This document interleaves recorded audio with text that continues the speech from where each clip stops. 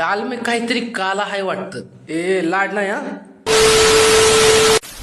नमस्कार मित्रांनो, तुम्हाला काय सांगू, काम एवढं होतं का नाही, व्हिडिओज टाकायला उशीर झाला. त्यामुळं सकाळ सकाळ प्रॅक्टिसला जाताना गाडी पडली बंद.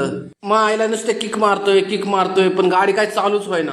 मग म्हणलं आपल्याकडे ड्रॅगन आहे ना, मग चलो दे धक्का करूया आणि घरीच जाऊया डायरेक्ट. प्रॅक्टिसची तर वेळ निघून गेली. आता हा आपला ड्रॅगनच आहे. दिसतो डेंजर पण मनाने एकदम भारी माणूस आहे राव.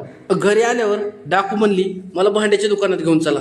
मी म्हणलं कशाला ग, तर ती म्हणली थांबा कळलंच. मग मी माझ्या सुपीक डोक्याने विचार केला आणि म्हणलं दाल में कुछ तो काला है. मग डाकू म्हणली नाही नाही दाल में कुछ काला नाही, ओ मोहरी आहे, अभीच तडका दिया है. मग मी म्हणलं तुला ढोकळा खाऊ घालतो पण ह्याचा वापर फक्त फोडणी द्यायलाच करायचा. मग काय म्हणलं तसं करावं लागलं. आलो ढोकळा खायला.